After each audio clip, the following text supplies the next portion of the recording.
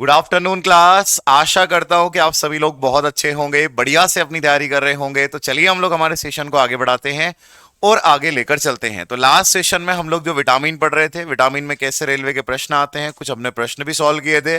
तो चलिए हम लोग हमारे सेशन को आगे लेकर चलते हैं। लेकिन सबसे पहले लास्ट सेशन का जो समराइज है वो हम लोग करेंगे। तो मैंने आप लोगों को लास्ट सेशन में विटामिन बी टू बताया, और बी टू का नाम आप सारे लोग याद रखना कि बी टू का नाम क्या होगा। आंसर होगा राइबोफ्लेविन। राइबोफ्लेविन ये जो है जल घुलनशील है। अगर आप लोग यहां पर देखोगे काऊ के मिल्क की अगर हम लोग बात करें तो काऊ का मिल्क कैसा होता है, येलो होता है। और अगर आप लोग यहां पर देखोगे कि सर इसके अंदर जो येलो होने का जो कारण है वो कारण है एक तो विटामिन बी टू और दूसरा है बीटा कैरोटीन। ये बात आप सारे के सारे यहां पर याद रखना, ठीक है। अब जैसे हम यहां से आगे बढ़ते हैं तो मैंने आपको बताया कि इसके सिम्टम्स है कि अगर बी टू हमारी बॉडी में कम हो जाए तो गले में सूजन, खराश, आंख में आंख आना होगा, या फिर कंजक्टिवाइटिस हम लोग जिसे बोलते हैं, जीभ का काला होना, आंतों का संक्रमण। ये सारी चीजें मैंने आपको बताने का प्रयास किया कि ये जो है सर हमें बी टू में देखने को मिलेगा। अगर हम यहां से आगे बढ़ते हैं तो आप लोग यहां पर देखोगे कि भाई यहां पर अगर आप लोग देखोगे बी थ्री का नाम क्या है, बी थ्री का नाम अगर आप लोग देखोगे नियासिन है। और अगर आप यहां पर देखोगे कि सर ये जल घुलनशील है, बी थ्री से मैंने आपको बोला था तीन तीन बीमारियां याद रखना, बड़ी खतरनाक बीमारी है। एक डायरिया मैंने बोला, एक डेमेंशिया आपको बोला, और एक मैंने आपको बोला डर्मेटाइटिस। तो ये तीनों बीमारियां याद रखना, इनको मिलाकर डी थ्री बोलते हैं। और अगर ये बहुत सीवियर हो जाए, बहुत ज्यादा, तो डी फोर हो जाता है, मतलब व्यक्ति की डेथ हो जाती है। तो डी थ्री डी फोर अगर आपसे पूछे पेलेग्रा, ये बी थ्री नियासिन की कमी से होता है, ये आप लोग याद रखना, ठीक है। चलिए आगे बढ़ते हैं हम लोग यहां से। जैसे ही आगे बढ़ेंगे तो आप लोग यहां पर देखोगे कि मैंने आपको यहां पर बताया सिम्टम्स की, ये जो है हमारे जो हार्ट है उसके आकार को ये बढ़ा देता है अगर इसकी कमी हो जाए तो। गले में सूजन होती है, जीभ में सूजन होती है, गंजापन होता है। बी थ्री जो आप लोग देखोगे इसकी कमी से हमने ये सारी चीजें देखी। बी फाइव पेंटोथेनिक मैंने आपको बताया, बाल सफेद, इनफर्टिलिटी, पैरों में जलन, टिगलिंग सिंड्रोम हमने देखा, बर्निंग फिट सिंड्रोम हमने देखा। फिर यहां से आगे बढ़कर बी फाइव के कार्य हार्मोन का उत्सर्जन हमने देखा। बी फाइव जो है शरीर में झंझनाहट होती है, इसके सिम्टम्स हमने देखे। बी सिक्स में ये आरबीसी के निर्माण में सहायता करता है, शुगर को कंट्रोल करता है। फिर शुगर से रिलेटेड कुछ हार्मोन मैंने आपको बताया, और इस तरीके से हमने क्वेश्चन सॉल्व किए। तो आज हमारे विटामिन पूरे के पूरे यहां पर क्या हो जाएंगे, कंप्लीट हो जाएंगे। सारी की सारी चीजें आप लोग देखो कंप्लीट हो जाएगी, ठीक है। हाँ, पूछ लीजिए भैया आपका क्या डाउट है। दूध कच्चा पीना चाहिए या उबला हुआ? उबला हुआ पीना ज्यादा अच्छा है, लेकिन कुछ लोग जिनका डाइजेस्टिव सिस्टम स्ट्रांग होता है, जो है बढ़िया से होता है उनका डाइजेस्टिव सिस्टम, वो कच्चा भी पी सकते हैं। तो जिनके डाइजेस्टिव सिस्टम के ऊपर रहता है कि वो कैसा है, ठीक है। अब यहां से हम आगे बढ़ते हैं, और आगे बढ़कर आज जो हम लोग डिस्कस करने वाले हैं वो अगले हमारे जो विटामिन है उस पर हमारा पूरा की पूरा डिस्कशन होगा, जिसमें हम लोग बी सेवन की अगर बात करें तो आप सारे यहां पर एक चीज देखना, बी सेवन की अगर हम बात करें तो बी सेवन का रासायनिक नाम अगर आपसे पूछा जाए कि भाई बी सेवन का रासायनिक नाम क्या होगा, तो आंसर होगा बायोटीन। तो इसका नाम होगा बायोटीन, ये आप लोग याद रखना, बायोटीन इसे हम लोग कहेंगे। दूसरी बात ये भी आप लोग देखो कि बी कॉम्प्लेक्स है, तो ये भी आप लोग याद रखना, जल घुलनशील विटामिन है, जल घुलनशील विटामिन है, जल घुलनशील है, ठीक है। चलो मैं आपसे एक प्रश्न पूछता हूं, आप लोग एक प्रश्न का आंसर देना सारे के सारे। और वो प्रश्न मेरा आप लोगों से ये है कि आप सारे लोग मुझे एक बात बताओ, अगर मैं आपसे यहां पर प्रश्न पूछूं कि भाई जो है कि जो हमारा विटामिन थाइमीन है वो किसका नाम है, तो आपके पास चार ऑप्शन है, B one, B two, B three, B five. तो आपको बताना है थाइमीन किसका नाम है। मैं यहां पर देखना चाह रहा हूं कि आप लोगों को विटामिन के नाम याद हुए या फिर नहीं हुए, तो बताओ आप लोग सारे के सारे। अगर आप यहां पर देखोगे कि सर एक तो हमने देख लिया बायोटीन, देख लिया, उसके बाद जल घुलनशील देख लिया, इसका नियंत्रण बालों पर है, बालों पर इसका नियंत्रण है, तो आप लोग याद रखना हेयर रेगुलेशन, बालों पर नियंत्रण है इसका, बालों पर इसका नियंत्रण है। सर बी सेवन का एनर्जी फॉर्मेशन, ऊर्जा का निर्माण करने में भी सहायता करता है ये, तो ऊर्जा के निर्माण में भी आप लोग देखोगे कि मदद करता है कौन, आंसर होगा बायोटीन। तो बस बायोटीन के बारे में ज्यादा नहीं, केवल इतनी इंफॉर्मेशन आप लोग याद रखना, ठीक है। बहुत बढ़िया यार, बहुत शानदार तरीके से आप लोगों ने आंसर दिया। रॉक, उसके बाद में रेशु, ज्योति, उसके बाद अगर आप लोग यहाँ पर देखोगे बबीता, अश्विन, जो है कि सुमित, मोही, मोहित, आलोक, बहुत तेजी से आपके कमेंट जा रहे हैं। आप सभी लोगों ने बढ़िया से आंसर दिया कि जो सर बी वन है ना, बी वन विटामिन जो है जिसे हम लोग क्या बोलते हैं, थाइमीन बोलते हैं, जिसका नाम थाइमीन है। बहुत ही शानदार। सल्फर कंटेनिंग, कुछ लोग सल्फर कंटेनिंग भी बोल रहे हैं, बहुत ही शानदार। अब आप लोग यहां पर देखो बी नाइन, बी नाइन का नाम अगर आपसे पूछा जाए कि भाई बी नाइन का नाम क्या होगा, तो बी नाइन का नाम आप लोग याद रखना, इसका नाम होगा फॉलिक एसिड। बी नाइन का नाम अगर आपसे पूछा जाए तो इसका नाम होगा फॉलिक एसिड। और अगर हम लोग बात करें कि सर ये जल घुलनशील है, वसा घुलनशील है, क्या है, तो बी सारे के सारे आप सारे जानते हैं कि वाटर सोल्यूबल है सर। ये भी आप लोग देखोगे जल घुलनशील विटामिन की कैटेगरी में ही हमें देखने को मिलेगा। साथ ही साथ आप लोग यहां पर एक और चीज याद रखना, B9 का काम देखते हैं। फॉलिक एसिड जो है बड़ा इंपॉर्टेंट है। तो B9 का अगर मैं आपको काम बताऊं तो B9 के काम में सबसे पहला इसका फंक्शन अगर आप लोग देखोगे ना, डीएनए। डीएनए मतलब आप लोग देखोगे डीऑक्सी, डीऑक्सी आप लोग देखोगे deoxy ribose, ribose nucleic acid, nucleic acid, nucleic acid. ठीक है, तो इसके निर्माण में, डीएनए के निर्माण में सहायता, डीएनए बनाने में, डीएनए को ग्रो करने में मदद करता है कौन, B9। तो याद रखना B9 जो है डीएनए को ग्रो करने में मदद करता है। अगर आप यहां पर इसका अगला फंक्शन देखोगे तो ये भ्रूण के विकास में भी सहायता करता है। भ्रूण का मतलब क्या होता है, तो भ्रूण का विकास में भी आप लोग देखोगे ये क्या करता है, सहायता। भ्रूण का विकास अगर आपसे पूछा जाए तो भाई डेवलपमेंट ऑफ एम्ब्रियो या ग्रोथ ऑफ एम्ब्रियो जो है वो क्या है, तो अगर मैं आपसे कहूं ना, जो गर्भ के अंदर 8 वीक का बेबी या फिर 2 माह का बेबी, गर्भ में 2 माह का जो बेबी होता है उसको हम भ्रूण कहते हैं। और उस भ्रूण के डेवलपमेंट में भी ये बहुत ज्यादा इंपॉर्टेंट भूमिका निभाता है फॉलिक एसिड। अब फॉलिक एसिड की बात करें ना, तो फॉलिक एसिड बिल्कुल आप सही कह रहे हैं साजन जी कि सर ये हीमोग्लोबिन का निर्माण करता है। क्यों करता है, क्योंकि आप लोग देखोगे इसके अंदर, अगर मैं आपको बताऊं ना, फॉलिक एसिड के अंदर अगर मैं आपको बताऊं, हाँ, अगर आप यहां पर देखोगे फॉलिक एसिड की अगर हम बात करें ना, तो ये एक आयरन कंटेनिंग विटामिन है। इसके अंदर होता है आयरन। तो ये आप लोग देखोगे कि सर फॉलिक एसिड में आयरन होता है। और आयरन की अगर बात करें तो आयरन से आप सारे लोग जानते हैं किसका निर्माण होता है, आयरन से सर निर्माण होता है हीमोग्लोबिन का, हीमोग्लोबिन का। तो अगर आप लोग यहां पर देखोगे आयरन से किसका निर्माण होता है, तो आप यहां पर याद रखना आयरन से, आयरन से हीमोग्लोबिन का निर्माण होता है, ग्लोबिन का निर्माण होता है। और हीमोग्लोबिन आप सारे लोग जानते हैं कि हीमोग्लोबिन को ही हम लोग क्या कह सकते हैं, हीमोग्लोबिन को हम लोग ब्लड कह सकते हैं, हमारा रक्त कह सकते हैं कि भाई हीमोग्लोबिन मतलब हमारा रक्त है। और अगर मान लो कि भाई फॉलिक एसिड कम हो जाए तो आयरन कम हो जाएगा, आयरन कम होगा तो हीमोग्लोबिन कम हो जाएगा, और हीमोग्लोबिन कम हो जाएगा तो इससे एक बीमारी हो सकती है, इसको बोलते हैं एनीमिया। एनीमिया, और एनीमिया को हम हिंदी में बोलते हैं अरक्तता, अरक्तता या रक्त अल्पता इसे हम लोग बोलते हैं। अब यहां पर आप लोग एक बात समझना, अब यहां पर आप लोग एक बात समझना सारे के सारे, कि सर फॉलिक एसिड मतलब मैंने आप लोगों को कहा कि फॉलिक एसिड मतलब सर ये आयरन वाला है, इसमें हीमोग्लोबिन है, हीमोग्लोबिन बनता है इससे। हीमोग्लोबिन अगर कम हो जाए तो एनीमिया, अरक्तता, खून की कमी हो जाती है।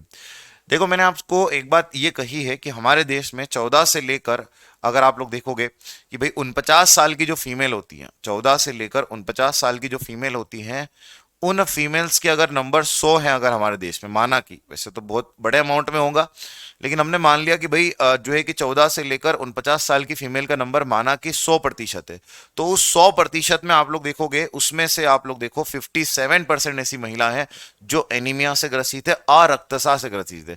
अब अरक्तसा से अगर वो ग्रसित हैं तो उन्हें आप लोग देखो गवर्नमेंट फॉलिक एसिड की टेबलेट प्रोवाइड कराती है। फॉलिक एसिड क्या करता है, फॉलिक एसिड के अंदर आयरन होता है, और ये आयरन जो है उनकी बॉडी में हीमोग्लोबिन या हम लोग कहें ब्लड का निर्माण जो है भैया वो करता है। तो ये आप लोग याद रखना, ठीक है। बिल्कुल प्रेगनेंसी के समय भी आप लोग देखोगे कि जब गर्भवती महिला जो होती है ना, उनको भी अगर आप लोग देखोगे तो उनको भी जो है कि भाई ये फॉलिक एसिड की टेबलेट दी जाती है, ताकि उनका जो, क्योंकि गर्भ अवस्था में बच्चा और माँ दोनों को न्यूट्रिशन चाहिए, और बच्चा जो है वो आप लोग देखो उसको भी ब्लड चाहिए, उसके अंदर भी बॉडी में ब्लड का फॉर्मेशन होगा, तो फिर आयरन का अमाउंट बढ़ जाता है गर्भवती महिला के लिए, तो उस समय फॉलिक एसिड की टेबलेट जो है वो दी जाती है, जिससे उनकी बॉडी में प्रॉपर जो है ब्लड का निर्माण होता है, ठीक है। तो ये आप लोग याद रखना। अब यहां से हम आगे बढ़ते हैं और आगे बढ़कर तीसरा काम भी इसका लिख लेते हैं।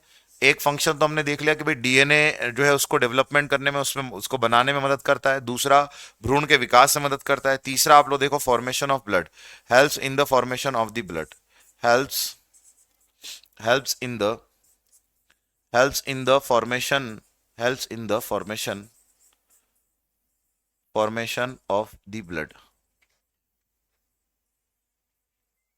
Formation of the blood Hindi में हम लोग कहेंगे रक्त के निर्माण में, रक्त के निर्माण में सहायता करना,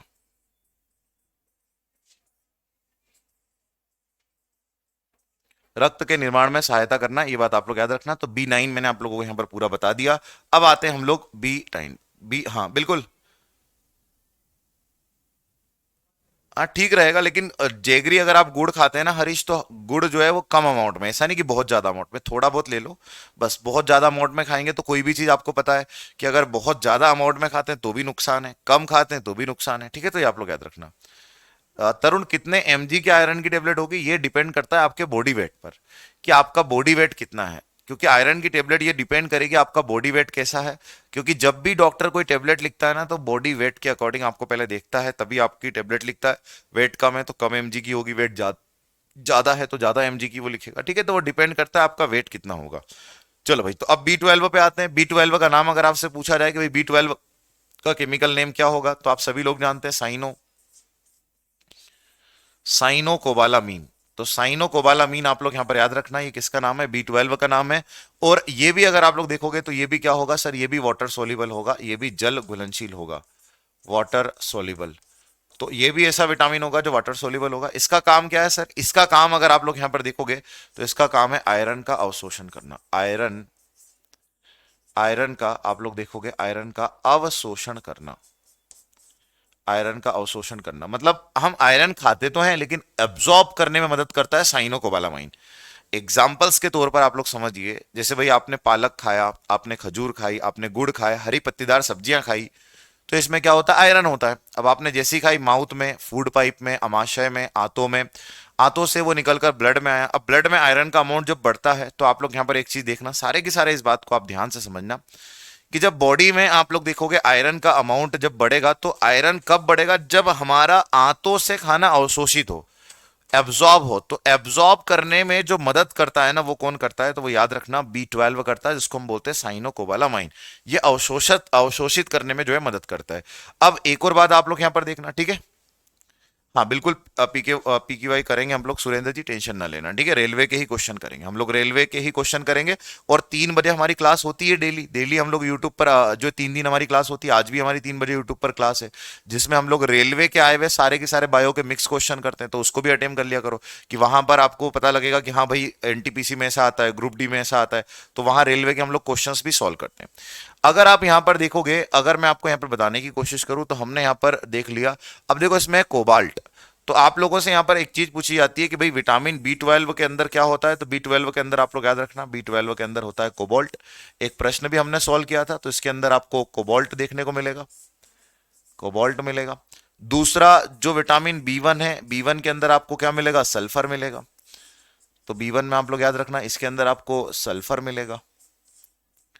उसके बाद अगर आप लोग देखोगे B3 और जो B6 है, इसके अंदर आपको क्या मिलेगा, इसके अंदर आपको नाइट्रोजन मिलेगा। उसके बाद B9 की अगर बात करें, तो B9 में आपको क्या मिलेगा, B9 में आप लोग देखना भाई, आपको फॉलिक एसिड मिलेगा। फॉलिक एसिड मतलब आयरन मिलेगा आपको, B9 के अंदर आपको क्या मिलेगा, आयरन।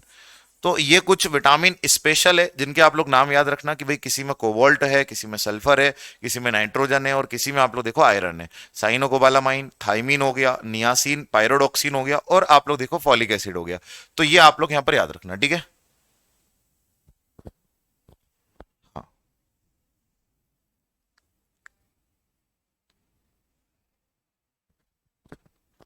हाँ जी।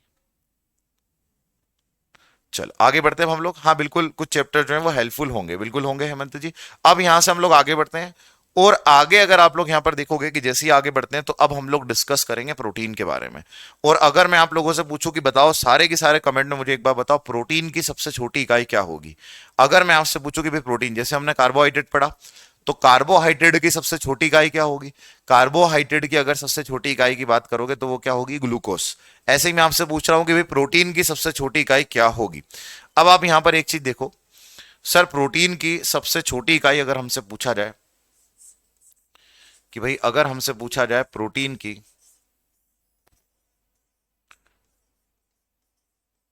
की सबसे छोटी इकाई अगर हमसे पूछी जाए, तो वो आपको यहां पर बताऊंगा।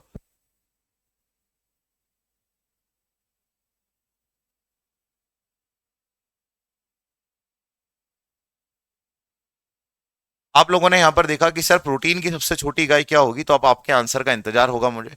प्रोटीन की सबसे छोटी इकाई, प्रोटीन की सबसे छोटी इकाई, इसको हम लोग कहेंगे smallest, smallest unit, smallest unit of the protein. तो अगर आपसे पूछा जाए ना कि भाई प्रोटीन की सबसे छोटी इकाई क्या होगी, तो आपका आंसर होना चाहिए अमीनो एसिड। प्रोटीन की सबसे छोटी इकाई होगी अमीनो एसिड, हिंदी में हम लोग कहेंगे अमीनो अम्ल।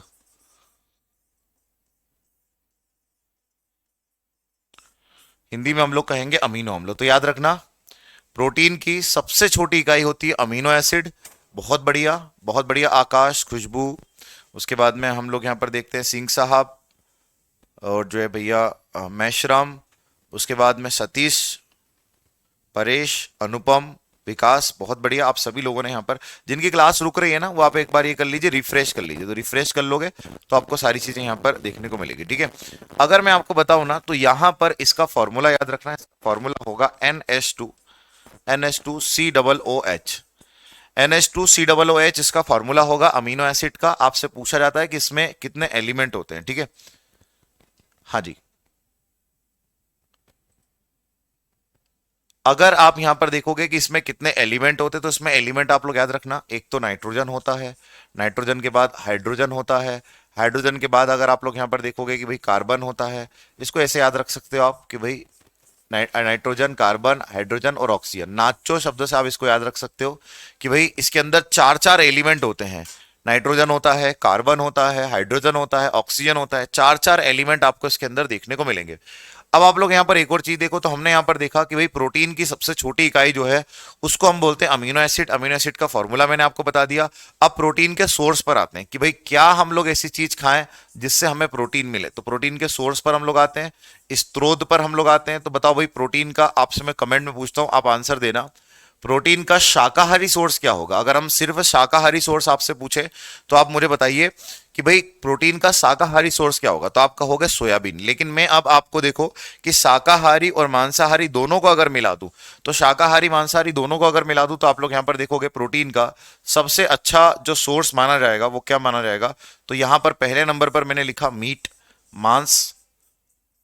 तो आप लोग यहां पर देखो कि सर मांस हो गया। दूसरा अगर मैं आपको बताऊं, तो दूसरा सोर्स आप लोग यहां पर याद रखना, एग, अंडा। अंडा भी अगर आप लोग देखोगे प्रोटीन का अच्छा सोर्स माना जाता है। और एक अंडे में आप लोग देखोगे 7 ग्राम प्रोटीन होता है। अब सारे लोग जानते हैं कि जो अंडे का व्हाइट वाला पोर्शन होता है इसमें 4 ग्राम प्रोटीन होता है, और जो अंडे का येलो वाला जो पोर्शन होता है इसमें अगर आप लोग देखोगे तो इसमें 3 ग्राम प्रोटीन होता है। दोनों को अगर आप मिलाओगे तो 7 ग्राम प्रोटीन एक अंडे में आपको देखने को मिलता है। व्हाइट वाले की अगर हम लोग बात करें तो व्हाइट वाला इजी टू डाइजेस्ट होता है, और येलो वाला अगर आप लोग देखोगे तो ये इजी टू डाइजेस्ट नहीं होता। इसको पचाने के लिए बहुत सारी क्या करनी पड़ती है, हमें मेहनत करनी होती है। ठीक है, ये आप लोग याद रखना।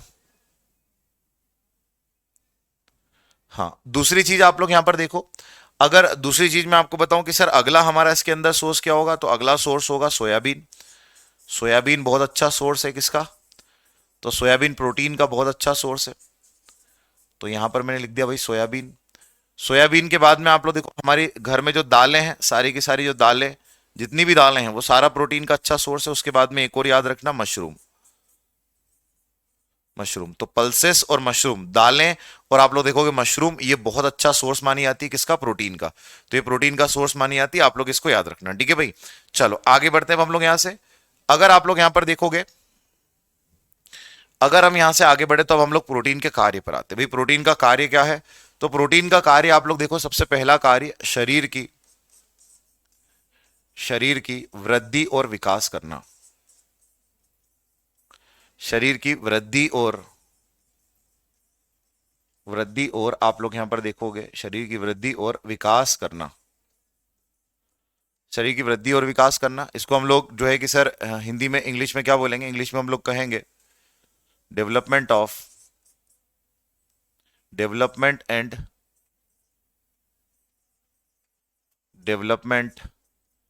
And growth of human body. तो मानव शरीर का आप लोग देखोगे, मानव शरीर की वृद्धि और विकास करने में भी सहायक कौन होता है, तो मानव शरीर की वृद्धि और विकास में सहायक होता है हमारा प्रोटीन। अब एक बात आप यहां पर ध्यान से समझना, अगर मैं आपको यहां पर बताऊं सोयाबीन और दालें, देखो मेरी बात सुनो, जो शाकाहारी है ना उनके लिए प्रोटीन का सबसे अच्छा सोर्स क्या है? उनके लिए प्रोटीन का सबसे अच्छा सोर्स सोयाबीन की बड़ी है, वो आप खा सकते हैं। दालें जो है बहुत बढ़िया सोर्स है किसका? प्रोटीन का। मशरूम आप खा सकते हैं, वो भी प्रोटीन का बहुत अच्छा सोर्स है। तो ये सारी चीजें, दालें तो हमारे यहाँ पर कॉमन है, हमारे देश में दाल जो है कॉमन है, क्योंकि बच्चों को भी देखो दाल का घोल पिलाया जाता है। अगर मैं आपको यहाँ पर एक बात बताने की कोशिश करूँ ना, प्रोटीन का काम शरीर की वृद्धि और विकास करना है। तो मुझे आप लोग एक बार बताओ, शरीर की वृद्धि और विकास की आवश्यकता हमें ज्यादा है या फिर बच्चों को? तो आप कहोगे कि सर बच्चों को ज्यादा आवश्यकता है, क्योंकि बच्चों का शरीर का विकास जो है वो तेजी से होता है। तो इसीलिए क्वेश्चन आता है कि भाई वो कौन सा न्यूट्रिएंट है जो आप लोग देखो कि बच्चों के लिए सर्वाधिक आवश्यक है? कौन सा पोषक तत्व बच्चों के लिए सर्वाधिक आवश्यक होता है? आंसर होगा protein. Which nutrient is more important for children? Answer होगा हमारा प्रोटीन, क्योंकि बच्चों का जो शरीर की वृद्धि और विकास है वो अगर आप लोग देखोगे वो हमारी तुलना में, जो हम बड़े जो आप लोग देखोगे हमारी तुलना में बच्चों में आवश्यकता क्या होती? ज्यादा होती, क्योंकि हमारा तो एक समय तक के डेवलपमेंट होता है, उसके बाद में रुक जाता है, फिर धीरे धीरे ग्रो करता है, लेकिन बच्चे तेजी से फास्ट ग्रो करते हैं। तो एक प्रश्न यहां से आता है। और अगर आप लोग देखोगे कि भाई अगर मैं आपको यहां पर बताने की कोशिश करूं,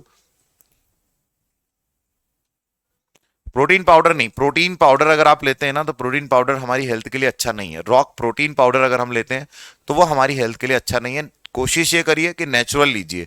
अगर जिम वगैरह जाते हैं तो फिर आप थोड़ा बहुत ले सकते हैं प्रोटीन पाउडर, लेकिन अगर आप जो है जिम वगैरह कुछ नहीं करते और फिर प्रोटीन पाउडर लेते हैं तो वो फिर आपको नुकसान भी पहुंचा सकता है, क्योंकि कोई भी केमिकल चीज अगर हमारी बॉडी में जाती है तो वो नुकसान पहुंचाती है। या तो फिर प्रोटीन पाउडर ऐसा लो जो नेचुरल हो तो वो हमें नुकसान ना पहुंचाए, ठीक है। अगर मैं आपको बोलूं कि भाई यहां पर एक प्रश्न आता है, और प्रश्न ये आता है क्वेश्चन कि भाई बच्चों में कौन सा पोषक तत्व, बच्चों में कौन सा पोषक तत्व, बच्चों में कौन सा पोषक तत्व सर्वाधिक आवश्यक होता है?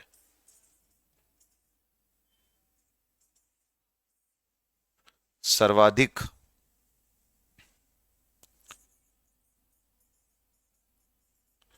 आवश्यक होता है, इंग्लिश में कहेंगे विच न्यूट्रिएंट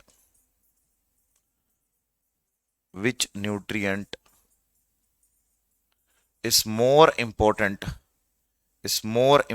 for children?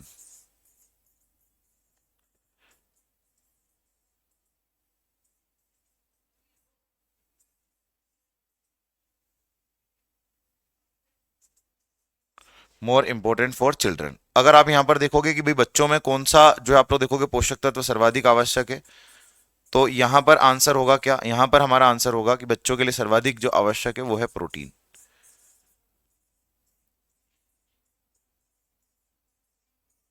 तो ये आप लोग याद रखना, ये मैंने आप लोगों को यहां पर बताने की कोशिश की, ठीक है।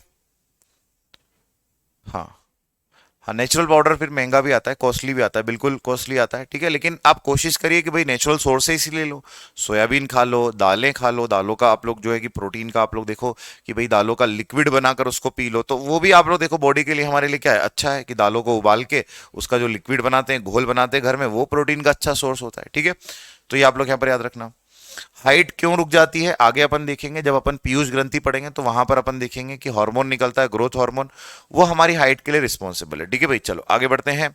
अब यहां से हम आगे बढ़ते हैं तो प्रोटीन का अगला कार्य देखते हैं भाई। प्रोटीन का दूसरा जो हमारा कार्य है वो क्या है? तो प्रोटीन का अगला कार्य आप लोग ध्यान देना, इसका अगला इंपॉर्टेंट काम यह है कि सर यह कोशिका झिल्ली का निर्माण करता है। यह कोशिका झिल्ली का निर्माण करना, कोशिका झिल्ली का कोशिका झिल्ली का निर्माण करना। तो आप लोग यहां पर याद रखना, कोशिका झिल्ली के निर्माण में भी ये जो है मदद करता है प्रोटीन। एक तो इसका फंक्शन ये हो गया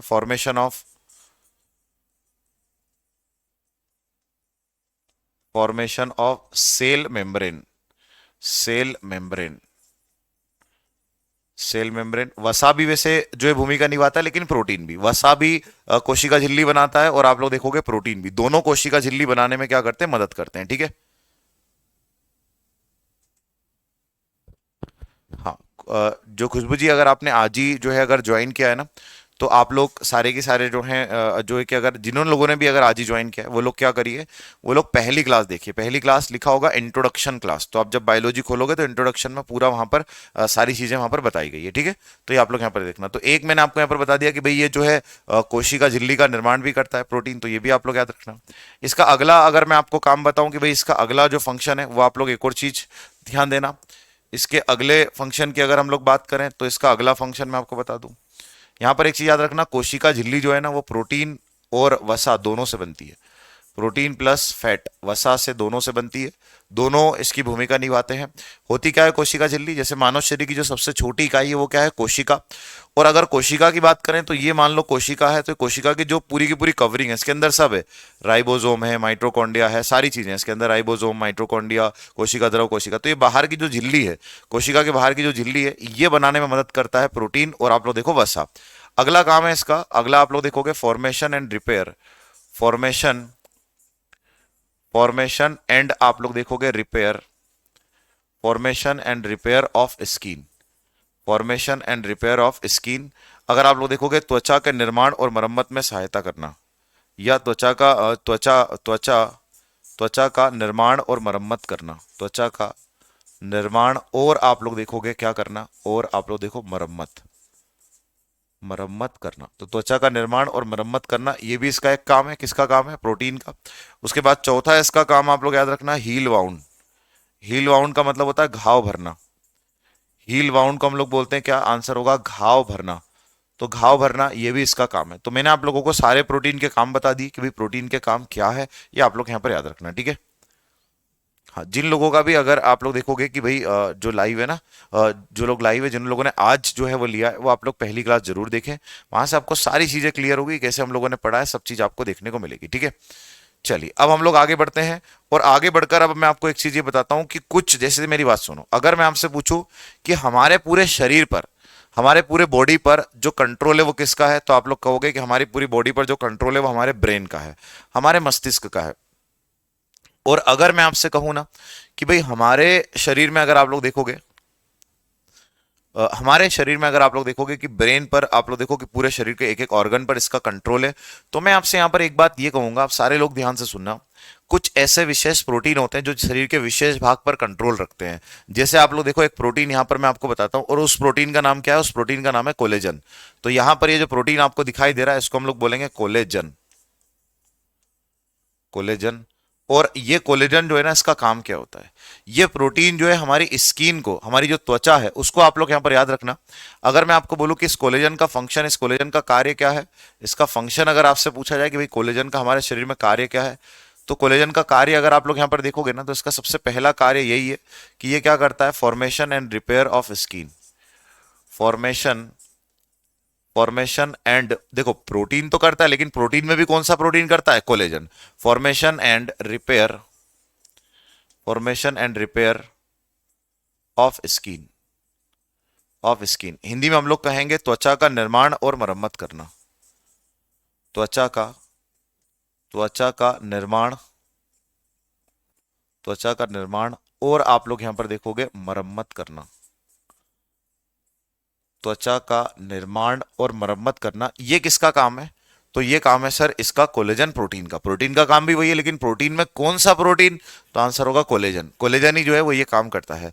दूसरा अगर आप लोग यहां पर देखोगे, बॉर्नवीटा बच्चों के लिए, देखो बॉर्नवीटा जो है मैं बता चुका हूं। आपने पुरानी क्लास नहीं देखी पाल जी, अगर आप पुरानी क्लास देखते तो आपको वहां पर क्लियर हो जाता कि बॉर्नवीटा एक अच्छा सोर्स है किसका, वो बी कॉम्प्लेक्स का। तो चाहे कॉम्प्लेन हो, बॉर्नवीटा हो, ये बच्चों के लिए बढ़िया होते हैं। क्यों बढ़िया होते हैं, क्योंकि सर इनमें बी कॉम्प्लेक्स होता है, और बी कॉम्प्लेक्स का काम क्या होता है, ब्रेन को डेवलप करना। तो पिछली क्लास में मैं बता चुका हूं, कॉम्प्लेन के बारे में बता चुका हूं, बॉर्नवीटा के बारे में बता चुका हूं, ठीक है। तो आप लोग यहां पर याद रखना। अगर आप यहां पर देखोगे कि भाई अगर मैं आपको बताने की कोशिश करूं कि formation and repair of skin, त्वचा का निर्माण, और आप लोग देखोगे कि भैया जो जो है कि भैया इसका मरम्मत करना, ये जो काम है ये किसका है, ये आप लोग देखोगे कोलेजन का। अब दूसरी चीज आप लोग यहां पर देखो, हाँ दूसरी चीज अगर मैं आपको यहां पर बताऊं तो इसका दूसरा काम है, दूसरा काम क्या है, हील वाउंड। हील वाउंड आप लोग यहां पर याद रखना, और हील वाउंड को हम लोग बोलते हैं घाव भरना। घाव भरना, घाव भरना। तो ये भी काम इसका है कोलेजन का। अब प्रश्न ये आता है कोलेजन का निर्माण कहां होता है, क्या ऐसी चीज खाई जाए जिससे कोलेजन का निर्माण हो? तो कोलेजन का जो निर्माण है, जो फॉर्मेशन है ना, वो किससे होता है पता है आप लोगों को? तो कोलेजन का निर्माण होता है विटामिन सी से। तो विटामिन सी अगर आप लेते हैं, विटामिन सी किस में मिलता है? तो विटामिन सी आप सारे लोगों को मैं पढ़ा चुका हूं, जितने भी खट्टे फल होते हैं, खट्टे फल जैसे आप लोग देखोगे आंवला हो गया, नींबू हो गया, संतरा हो गया, ये जो खट्टे फल हैं, इन खट्टे फलों का अच्छा सोर्स माना जाता है कौन? Vitamin C. ताजे फल जो होते हैं वो भी आप लोग देखो विटामिन सी। एक मैंने फल आपको बताया था अमरूद, ये भी विटामिन सी। तो आप लोग देखो कि ये अगर आप फल खाते हैं, इन फलों में विटामिन सी मिलता है जिससे कोलेजन बनता है। और अगर हमें चोट लगी है, घाव लगा है, तो आप लोग देखोगे तुरंत जो है वो क्या कर जाता है? भर जाता है। कई ऐसे हॉस्पिटल है जहां पर आप लोग देखो सर्जरी के बाद नींबू पानी पिलाया जाता है। अब आप बोलोगे सर ये कैसे बात कर रहे हैं आप कि नींबू पानी दिया जाता है? तो नींबू पानी तो सर वो खराब भी कर सकता है, लेकिन नहीं, विटामिन सी है, और विटामिन सी जो है वो घाव भरने में क्या होता है? सहायक होता है। ये बात आप सारे के सारे याद रखना, ठीक है भाई। अंडे पर जो बड़ा डिबेट है कि भाई अंडा जो है शाकाहारी या मांसाहारी, इस पर बड़ा डिबेट है। लेकिन जो जो आप लोग देखोगे कि उसके अंदर सेल्स होती हैं, तो फिर जो है कि उसको मांसाहारी की कैटेगरी में रख दिया जाता है। लेकिन फिर भी डिबेट चलता है कि कुछ लोग मांसाहारी मानते हैं कुछ साइंटिस्ट, और कुछ साइंटिस्ट उसको शाकाहारी में रखते हैं, ठीक है। चलिए आगे बढ़ते हैं हम लोग यहाँ से। जैसे हम यहाँ से आगे बढ़ते हैं तो अब अगले प्रोटीन पर आते हैं। अगले प्रोटीन का नाम है केराटीन।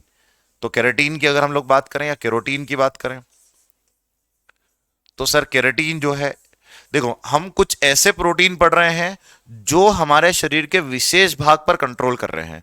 तो उसमें हमने कोलेजन देखा, कोलेजन के बाद में अगला जो हमने देखा वो देखा केराटीन। अब ये केराटीन जो है ना, ये किस पर कंट्रोल करता है? तो ये हमारे शरीर में जितनी भी डेड सेल होती है, जितनी भी डेड सेल होती है, हिंदी में हम लोग कहेंगे जितनी भी मृत कोशिका होती है, ये हमारे शरीर में मृत कोशिका पर कंट्रोल करता है। क्योंकि सारे प्रोटीन हम लोग ऐसे देख रहे हैं जो हमारे शरीर के किसी ना किसी पार्ट पर कंट्रोल कर रहे हैं। अब हमारे शरीर में डेड सेल क्या होती है? तो डेड सेल हमारे शरीर में हेयर होते हैं, हमारे बाल होते हैं। बाल के बाद में आप लोग देखो हमारे नाखून होते हैं, हमारे नाखून भी डेड सेल में आते हैं। तो हमारे नेल्स हो गए।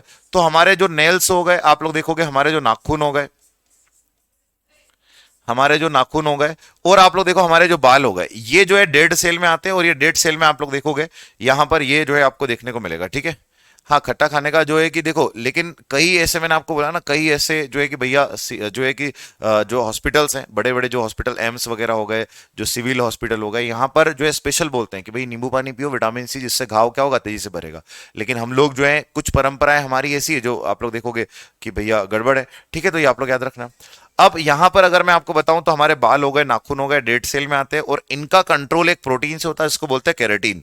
कई बार जो है पशुओं का भी पूछ लेता है एग्जामिनर, तो याद रखना पशुओं के जो आप लोग देखोगे सिंग होते हैं, जो एनिमल होते हैं, इन एनिमल में अगर आप लोग देखोगे पशुओं में, पशुओं के सिंग होते हैं, सिंग जो होते हैं, या फिर आप लोग देखोगे कि इनके जो खुर होते हैं, तो इनके खुर और इनके सिंग, ये दो जो है बड़ा अच्छे क्वेश्चन है हमारे। इनमें भी केराटिन होता है। तो केराटिन डेड सेल है, आप लोग देखोगे हमारे नाखून में डेड सेल है, और दूसरा हमारे बालों में भी डेड सेल है। तो ये मृत कोशिकाएं हैं हमारी, जिनको जो है कि हम लोग बोलते हैं कि सर ये डेड सेल है। दूसरी चीज आप लोग एक बात याद रखना, इन पर कंट्रोल केराटिन का है। कई बार आपने देखा होगा कि भाई यहां पर अगर आप लोग देखोगे, यहां पर जो आप लोग देखोगे कि भाई ये जो आप लोग देखोगे कि जो अगर मैं आपको बताने की कोशिश करूं, इस तरीके से हम लोग नाखून को रब करते हैं, और इस तरीके से हम लोग जो नाखून को रब करते हैं, वो उससे करने से क्या होता है? तो उससे रब करने से यही होता है कि आप लोग देखो हमारी बॉडी में केराटिन एक्टिव होता है, और जब केराटिन एक्टिव होता है तो बाल ग्रो करते हैं, नाखून ग्रो करते हैं, लेकिन बहुत स्लो एक्टिव होता है। याद रखना, ये रब करने से बहुत जल्दी एक्टिव नहीं होता, कई बार एक्टिव नहीं भी होता है। क्योंकि अगर आपका बाल झड़ने का कारण जेनेटिक है या कोई और कारण है, डेंड्रफ है, तो फिर वो रीग्रो नहीं करेंगे। तो आप लोग देखो कि इससे जरूर इसको रब करने से कुछ तो इफेक्ट पड़ता है, लेकिन लगातार 6 महीने साल भर जब करते हैं तो थोड़ा बहुत इफेक्ट देखने को मिलता है, बहुत ज्यादा इफेक्टिव नहीं होता, ठीक है। हाँ, तो अगर आप लोग यहां पर देखोगे बी कॉम्प्लेक्स, संध्या अहिरवार जी, बाल जो आप लोग देखोगे कि बाल जो आप लोग देखोगे किस विटामिन के कारण बढ़ते हैं, तो बी कॉम्प्लेक्स वो विटामिन है जिसके कारण जो है बाल ग्रो करते हैं। प्रोटीन अगर आप पूछोगे तो प्रोटीन केराटिन है। केराटिन किस में मिलता है? गाजर में, गाजर हम खाते हैं उसमें केराटिन होता है। तो इससे आप लोग देखोगे ये हमें डेवलप करता है। चलो भाई आगे बढ़ते हैं हम लोग यहां से। अब यहां से हम लोग जैसे आगे बढ़ते हैं, अगला प्रोटीन देखते हैं। अगला प्रोटीन है ऑस्टियोकैल्सिन। अगला प्रोटीन जो है वो है ऑस्टियोकैल्सिन।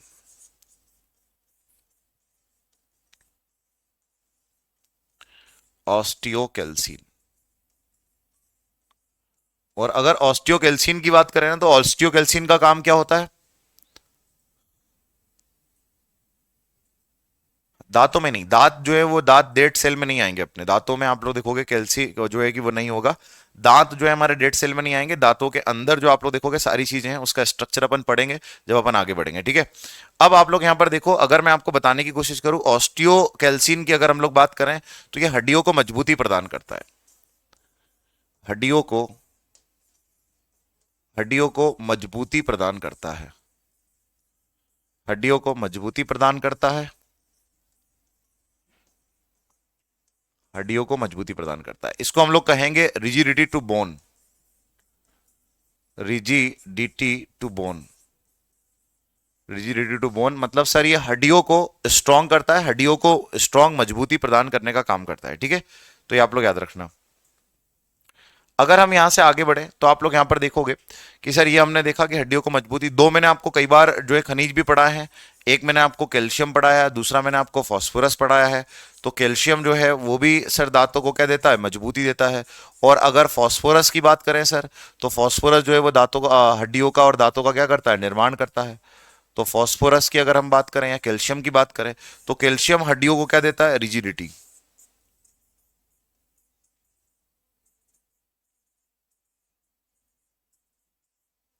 मजबूती देता है। वहीं अगर आप फास्फोरस को देखोगे तो फास्फोरस हड्डियों का क्या करता है, फॉर्मेशन।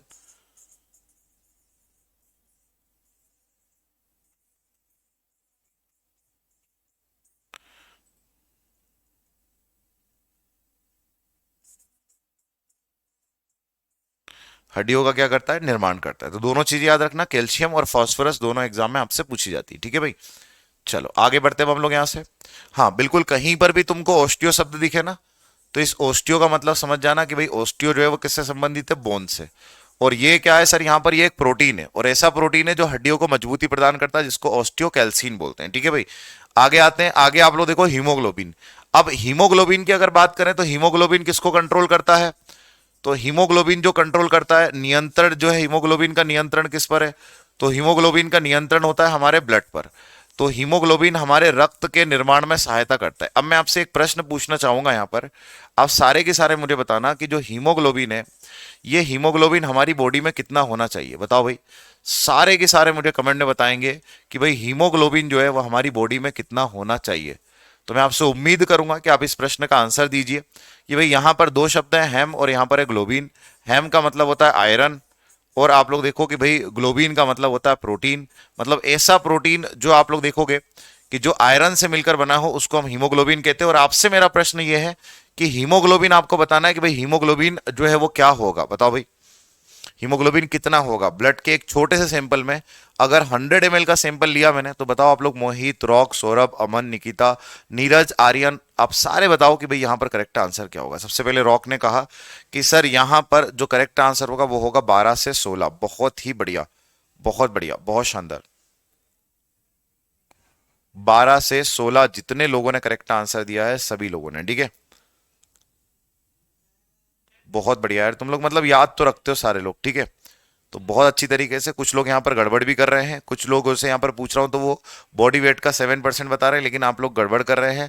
आपसे हीमोग्लोबिन पूछा जा रहा है कि भाई हीमोग्लोबिन जो है वो, अगर आपसे पूछा जाए कि भाई हीमोग्लोबिन कितना होगा, तो हीमोग्लोबिन आप लोग याद रखना, हीमोग्लोबिन होता है 12 से 16, 12 से 16 ग्राम, 12 से 16 ग्राम पर 100 ml, पर 100 ml। तो 100 ml के सैंपल में हीमोग्लोबिन होता है 12 से 16 ग्राम। बहुत बढ़िया सूरज, संदीप, उसके बाद में संदीप 5 से 6 लीटर वो तुम ब्लड बता रहे हो। जो लोग ब्लड बता रहे हैं वो भी ठीक है कि पूरा ब्लड बता रहे हैं, लेकिन हीमोग्लोबिन ग्राम में अगर मैं आपसे पूछूं तो 12 से 16 ग्राम आप लोग याद रखना, ठीक है भाई। चलो, चलो भाई, बहुत ही शानदार तरीके से आप लोगों ने आंसर किया है, ठीक है। और मुझे एक बार बताओ, आयरन का सबसे बढ़िया सोर्स क्या होगा, बताओ भाई। क्या हम लोग ऐसी चीज खाएं जिससे हमें आयरन मिले। चलो, मैंने ऑप्शन में आयरन आपसे पूछा कि भाई आयरन का सोर्स बताओ, आप लोग सारे के सारे आयरन का स्रोत बताओ कि क्या आप ऐसी चीज खाओ जिससे आपको आयरन मिले। बिल्कुल, फीमेल में 12 से 15 और मेल में अगर आप लोग देखोगे 13 से 16 ग्राम जो है वो 100 ml के सैंपल में हीमोग्लोबिन होता है।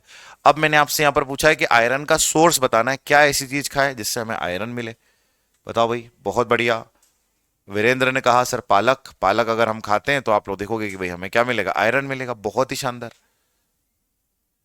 अच्छा, कुछ लोग कह रहे हैं, मिस्टी कह रहे हैं सर हमारा 15 है, नॉर्मल है, रेंज में। तो हीमोग्लोबिन आप मेजर भी कर सकते हैं, बिल्कुल रेंज में है, बहुत बढ़िया। आप लोग कह रहे हैं पालक, तो मैं आपको कहूंगा पालक की जगह हम इसे भी तो लिख सकते हैं, green leafy vegetable, green leafy vegetable, हरी पत्तेदार सब्जी।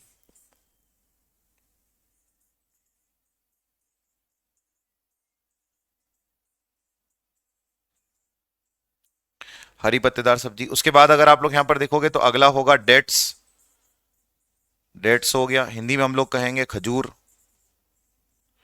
खजूर के बाद अगर आप लोग यहां पर देखोगे ग्रीन लीफी वेजिटेबल, डेट्स हो गया, खजूर हो गया, उसके बाद में जेगरी मैंने आपको पढ़ाया था,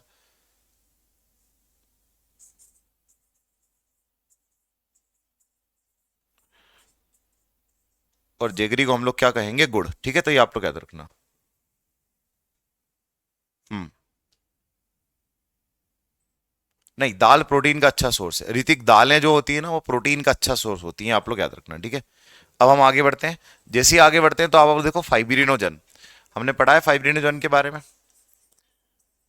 फाइब्रिनोजन, अगला जो प्रोटीन है उसका नाम है fibrinogen.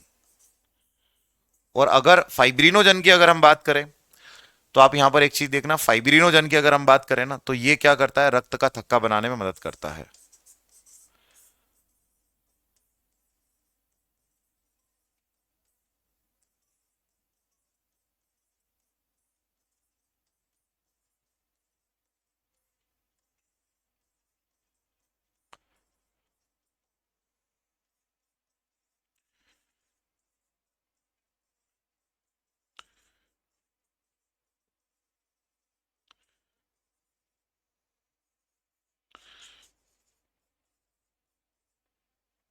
Helps in the formation of blood clotting.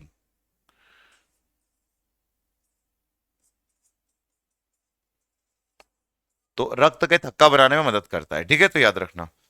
तो बिल्कुल ये मैंने आपको यहां पर बता दिया कि भाई रक्त का थक्का बनाने में जो मदद करता है वो कौन सा है, तो आंसर होगा फाइब्रिनोजन। तो फाइब्रिनोजन याद रखना, ये हमारे शरीर में रक्त का थक्का जो बनाने में मदद करता है। और अगर मैं आपसे पूछूं कि चलो मुझे बताओ रक्त का थक्का बनाने में कौन सा खनिज इंपॉर्टेंट है, बताओ भाई, एक क्वेश्चन का आंसर दो। ये तो हमने प्रोटीन देखा कि भाई प्रोटीन जो है फाइब्रिनोजन है। विटामिन अगर बात करूं तो विटामिन के है। रक्त का थक्का क्या, जैसे ही चोट लगी तो यहां पर खून बहना शुरू हुआ, लेकिन थोड़े समय के बाद में खून रुक गया, तो इसको हमने रक्त का थक्का कहा। प्रोटीन अगर आपसे पूछा तो फाइब्रिनोजन आपने बता दिया, विटामिन अगर पूछा तो विटामिन के बता दिया। अब मैं आपसे पूछ रहा हूं कौन सा खनिज ऐसा है जो रक्त के थक्का बनाने में मदद करता है, बताओ सारे के सारे, कौन सा ऐसा खनिज है जो रक्त का थक्का बनाने में जो है भैया मदद करता है। ठीक है, हाँ जी।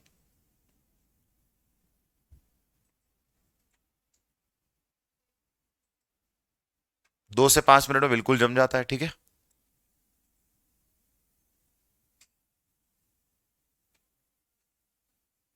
बहुत बढ़िया। सबसे पहले यहां पर करेक्ट आंसर दिया वीरेंद्र ने, कैल्शियम जो है सर करेक्ट आंसर होगा। कैल्शियम आप लोगों ने बहुत बढ़िया तरीके से आंसर दिया कि सर कैल्शियम जो है ना वो हमारा यहाँ पर करेक्ट आंसर होगा। बहुत बढ़िया, बहुत ही शानदार। मिष्टी, मुकेश, अनुराधा, विनीत, मयूर, अंकित, अश्विन, जयवीर, जीतू, गोपाल जी, बहुत बढ़िया। आप सभी लोगों ने इस बार करेक्ट किया है। पहली बार में आप सभी लोगों ने विटामिन के बोला था। मैंने पूछा कौन सा खनिज, तो खनिज मतलब क्या, जो जमीन के अंदर से निकलता है, और वो है कैल्शियम। तो रक्त के थक्का बनाने में प्रोटीन अगर आपसे पूछे तो प्रोटीन फाइब्रिनोजन है। वहीं पर आपसे पूछे कि भाई खनिज कौन सा है, तो खनिज जो है कैल्शियम है। विटामिन अगर आपसे पूछे तो विटामिन के है। तो ये सारी बातें आप लोग याद रखना जो रक्त के थक्का बनाने से आप लोग देखोगे पूछा है। हाँ, प्रोथ्रोम्बिन भी है, बिल्कुल प्रोथ्रोम्बिन भी होगा मोनिका जी, प्रोथ्रोम्बिन भी होगा, फाइब्रिनोजन भी होगा। ये सारे के सारे हमने पूरी रक्त के थक्का बनने की प्रोसेस पढ़ी है। तो जितने उसमें प्रोटीन है वो सारे इंपॉर्टेंट है, लेकिन यहां पर अभी जो प्रोटीन की चर्चा कर रहे हैं वो किसकी कर रहे हैं, फाइब्रिनोजन की। तो आपने यहां पर करेक्ट आंसर दिया। चलो भाई आगे बढ़ते हैं हम लोग यहां से। अब जैसे ही यहां से आगे बढ़ते हैं तो आप लोग देखो अगला है ग्लोबुलिन। ग्लोबोलिन, ग्लोबो ग्लोबुलिन, ग्लोबुलिन की अगर हम लोग बात करें तो ग्लोबुलिन की अगर बात करें ना तो ये जो ग्लोबुलिन है या ग्लोबुलिन की अगर हम लोग बात करें, इसकी अगर हम बात करें तो ये जो है ना ये हमें प्रदान करता है इम्यूनिटी। ये हमें प्रदान करता है इम्यूनिटी, हिंदी में हम लोग कहेंगे प्रतिरोधक क्षमता।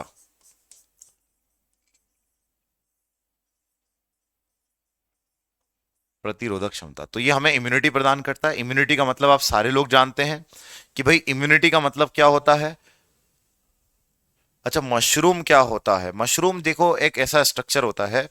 मशरूम की अगर मैं आपसे बात करूँ ना, तो मशरूम इस तरीके का ऐसा स्ट्रक्चर होता है, कभी आपने सर्च करके देखना। ऐसा अम्ब्रेला जैसा, जो अम्ब्रेला होती है ना छाता, तो बस छाते ऐसा स्ट्रक्चर होता है। मशरूम वाइट कलर का ये मोस्टली होता है। और ये आप लोग देखो, इसका प्रोटीन का बहुत अच्छा सोर्स होता है। कभी आप लोग इसकी इमेज में आपको दिखा दूंगा, जब अपन लोग अगली क्लास में आएंगे तो इसकी एक इमेज में आपको दिखा दूंगा कि भाई ये रही इसकी इमेज। वैसे तुम भी सर्च कर सकते हो गूगल पे, जैसे ही लिखोगे मशरूम, तो आपके पास बहुत सारी इमेजेस आ जाएगी मशरूम की। लेकिन मैं आपको बता दूंगा जब अगली क्लास में अपन मिलेंगे ना, तो यहाँ पर हम लोग देखेंगे, ठीक है। चलो भाई, अब यहां पर आप लोग देखो कि इम्यूनिटी मतलब, इम्यूनिटी अगर मैं आपसे पूछूं कि जरा मुझे कमेंट में एक बात बताओ आप लोग, इम्यूनिटी के लिए हमारे शरीर के लिए रिस्पॉन्सिबल कौन है? आरबीसी, डब्ल्यूबीसी या प्लेटलेट? बताओ तो जरा मुझे। आरबीसी, डब्ल्यूबीसी या प्लेटलेट, इम्यूनिटी के लिए हमारे शरीर में रिस्पॉन्सिबल कौन है? हाँ जी बिल्कुल। अगर आपसे यहां पर पूछा जाए कि भाई इम्यूनिटी के लिए हमारे शरीर में रिस्पॉन्सिबल कौन है?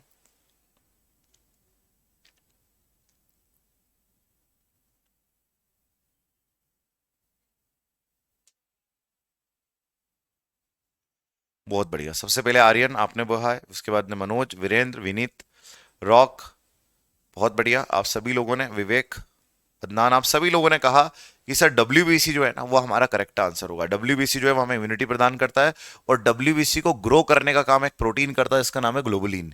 और ये ग्लोबुलिन जो है ये इम्यूनिटी को कंट्रोल करता है। अब जिसके अंदर ग्लोबुलिन अच्छा खासा होगा, उसके अंदर आप लोग देखोगे कि सर रोगों से लड़ने की क्षमता क्या होगी? ज्यादा होगी।